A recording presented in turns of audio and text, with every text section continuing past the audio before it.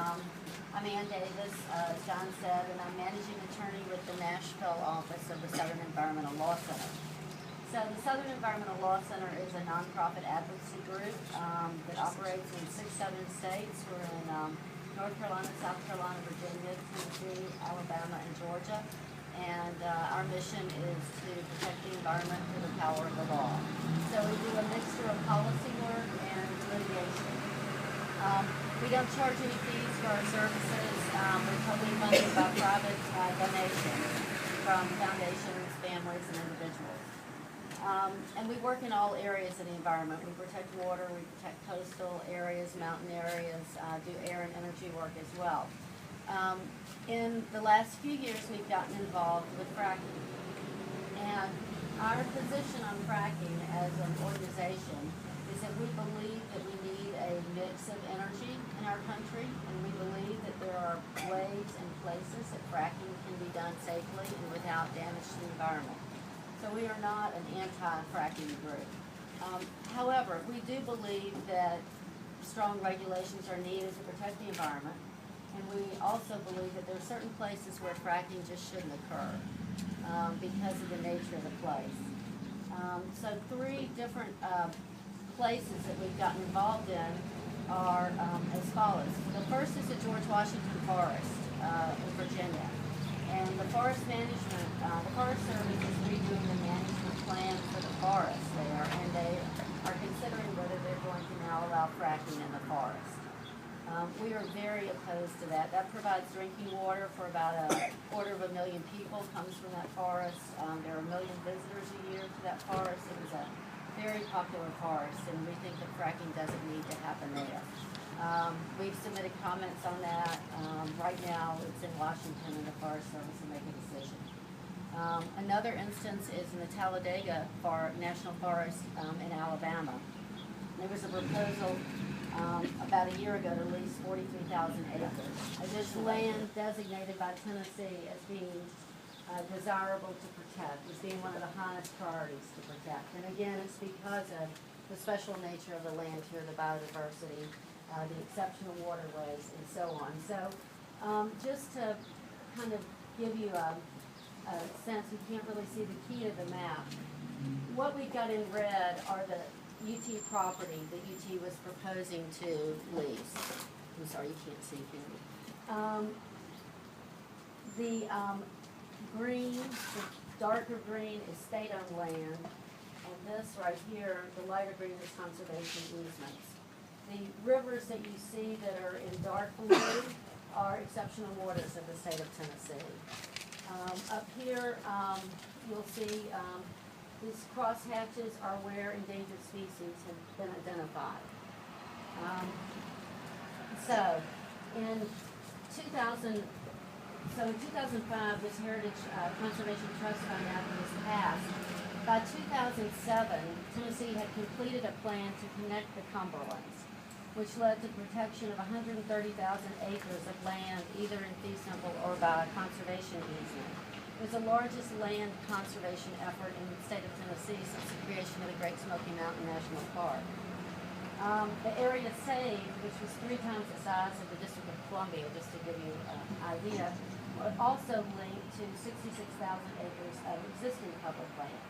So at the time before Connect the Cumberlands, Frozen Head was just right here. So Frozen Head was added to. This conservation easement was created, which also connected Frozen Head and this North Cumberland Wildlife Management Area with the property up here. Additional land up here in the Suncoast being listed, additional land is added in the blue in here. So it was a great thing. The result is a wildlife corridor amounting to 300 square miles of protected forest land. So this area is referred to as the Cumberland Forest or the Upper Cumberland Mountains. It's recognized as an important bird habitat area of global significance. It holds the most significant population of cerulean warblers in the species range. These are neotropical migrant birds that go down to South America. Well, this has the most significant population in their range. It's the most significant breeding ground of gold-winged warblers in the southeastern United States. Other rare species here, the state-listed smoky shrew, the common shrew, the bog lemming, the woodland jumping mouse, federally listed gray bat and Indiana bat. There are aquatic species, the arrow darter, the emerald darter, the ashy darter. So this is just a really, really rich area in biodiversity. As I said, these dark blue waters are exceptional waters in the state of Tennessee, which are entitled to extra protection. There's some critical watersheds here too that TWRA has kind of designated as deserving of special attention. For example, up here, the New River, it joins the Clear Fork River up to become the Big South Fork of the Cumberlands, and it provides a last refuge for endemic fish and mussels. So, you know, I guess, you know, we look at this as protecting the environment and we say this is really valuable for biodiversity. But very significantly, it's valuable because it is such contiguous property. It's such a large tract all connected together. And large contiguous forests are especially valuable because they sustain wide-ranging forest species. They provide more habitat for interior species that need shade and tree canopy. They're more resistant to invasive species. They suffer less tree damage from storms. And they provide more ecosystem services, from carbon storage to water filtration, than smaller patches would.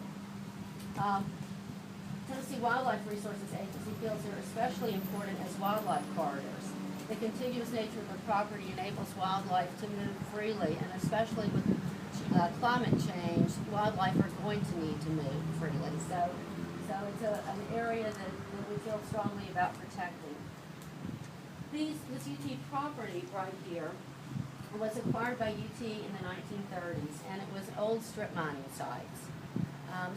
And it has been used since that time for research. It's owned by the School of Agriculture, UT Institute of Agriculture, and it has been reclaimed and is really a prime example of what can happen with reclamation of old sites like that. The forest ranger said that, you know, it's really one of the most productive forests he's ever seen at this point. So it's now a productive forest with a number of threatened and endangered species.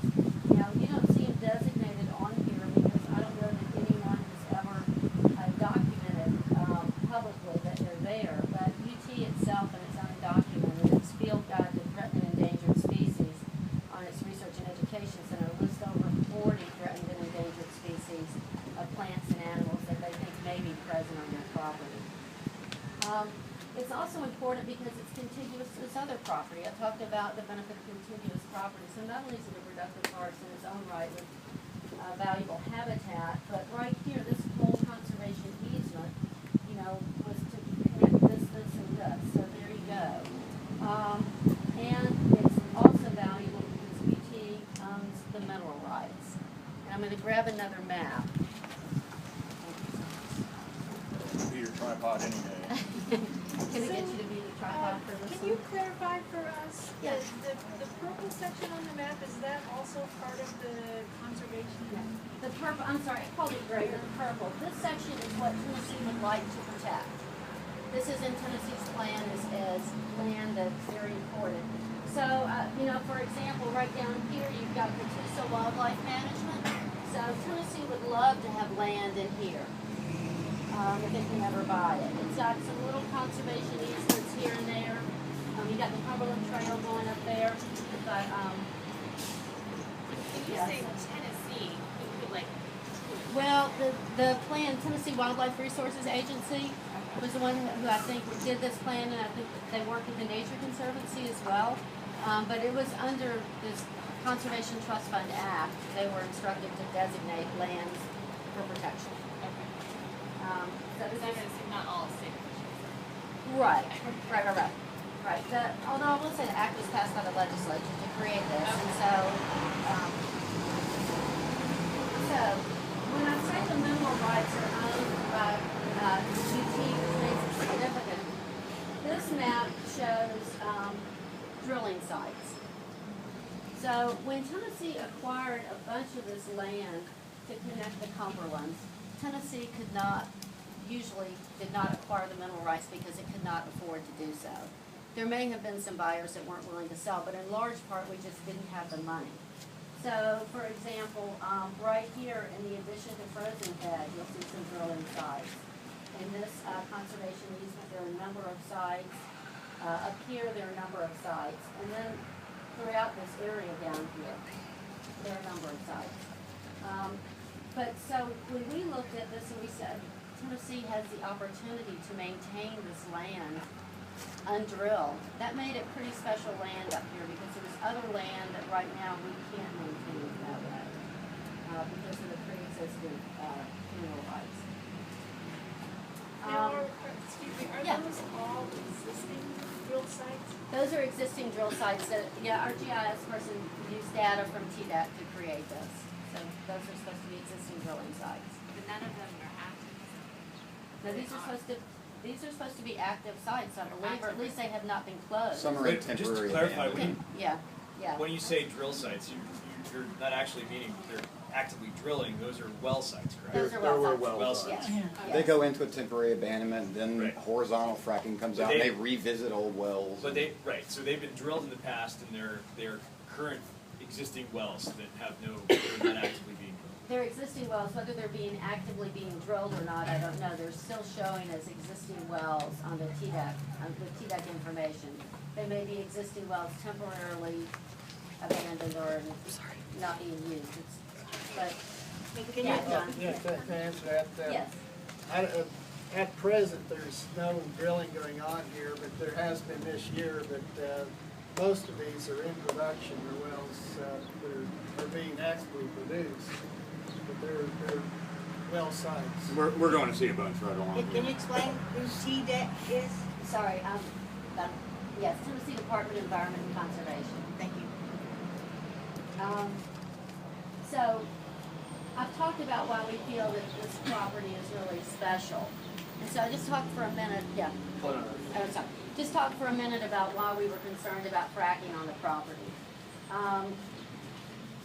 You know, I saw a presentation that John did yesterday. It was a webinar that you did yesterday with some pictures that showed some drilling sites. So the sites that you will see today, I don't think are very large, but here's a picture. This is courtesy of the Tennessean picture of a drill site. You know, these pads can be large.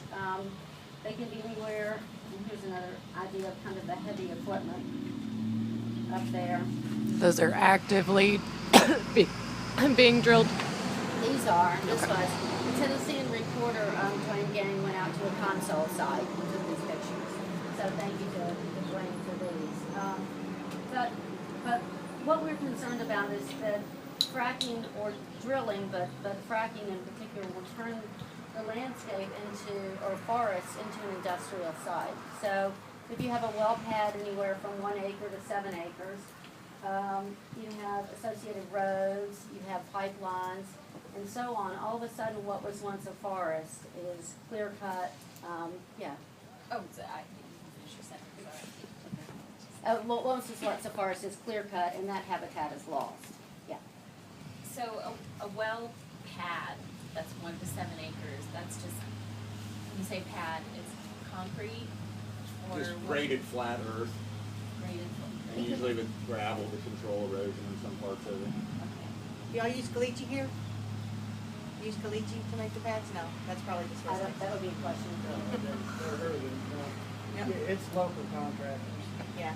No, caliche is the top of, Clay. yeah, the top of earth. No, Never mind. just like you said, now they're generally just gravel, Okay. flat spots. So you lose the habitat where the drilling equipment is on the site. And the sites I've seen, pictures of ones of different sizes, ones I think from your presentation I saw had some big trucks on them, and some of them were smaller and some of them were bigger. So they can vary, but one thing that's interesting is you don't just lose the habitat from the acreage of the site, because there's this thing called the edge effect. That is, any forest clearing creates an associated edge effect from 100 to 300 meters wide zone, in which the increased light and wind exposure changes the nature of the vegetation.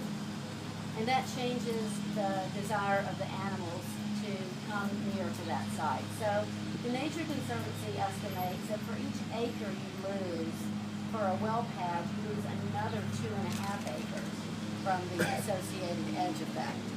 So that, you know, when you look at, well, this is just a road through here, the road's only this wide, the pad's only this big, you have to think of the cumulative effect on the habitat for the wildlife. And you have to realize that besides just the clearing, there are trucks coming in and out, there's human activity, there's noise, there's the smells, whatever smell there may be from the drilling. So you're having a significant impact on the habitat of wildlife. Yeah. Is the Nature Conservancy actively monitoring those changes in this particular area? The Nature Conservancy was interested if UT had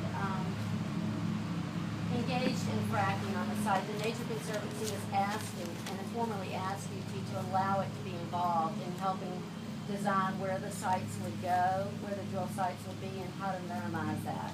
The Nature Conservancy has done some of that in Pennsylvania. And it's called design, something by design, it'll come to me. But they've done some of that, so they were asking to do that here.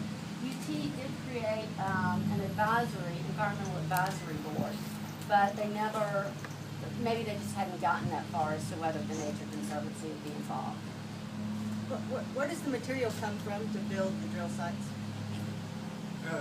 Yeah, quarries, local quarries, the same place as building any roads. Yeah, we, again, go to a contractor who has existing quarries, and they find limestone, crush it, and that's what we use here. You use what's native to the area, and limestone is commonly used. So, anyway, you can see why we were concerned about loss of habitat for wildlife here, and especially considering the special nature of this property with the endangered and threatened species here, with the contiguous nature of it being a wildlife corridor, we were extremely concerned. We were also concerned about the impact on water quality. There are Tennessee, there's a process by which Tennessee designates exceptional waters which have exceptional biodiversity or threatened or endangered species that are entitled to extra protection. It's really much harder, for example, to get a permit to discharge anything into an exceptional water. It's kind of the highest category of waters. So here you've got exceptional waters all through frozen beds. You've got exceptional waters up here, exceptional waters over here. This is the Obed Wild and Scenic River. This Big South Fork National Recreation Area with the Big South Fork River. So we were concerned about whether there was a possibility of contamination to any of the waters through here. And you know, you all have read about fracking. I mean, there's a possibility of contamination just from the construction activities, from sediment runoff, before you even get to the chemicals that may be used, the possibility of spills when you're engaged in industrial activity. So that was an additional concern.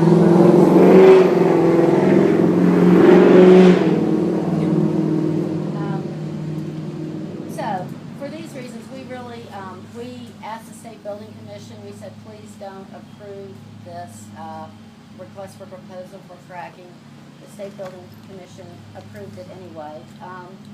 Then we asked UT, we asked the board of UT, their board of trustees, we said, please, you all should be looking at this. This is not the best use of this property because of its high conservation value.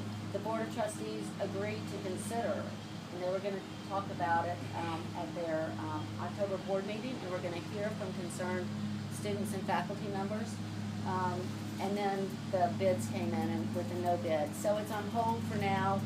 I have no doubt that it will come up again. It's been around there for over 10 years. So it's something we'll keep our eye on. But I appreciate your interest and just wanted to kind of explain to you. It's not that they were going to, it's not that, it was the place that it was going to happen was really the problem for us in this special place. And so I'm glad you guys are here. I hope you got to see some of it as you drove up on the bus, how beautiful it is, and we'll get to see some more Frozen Head. All right, we'll take about 10 minutes of questions. We have about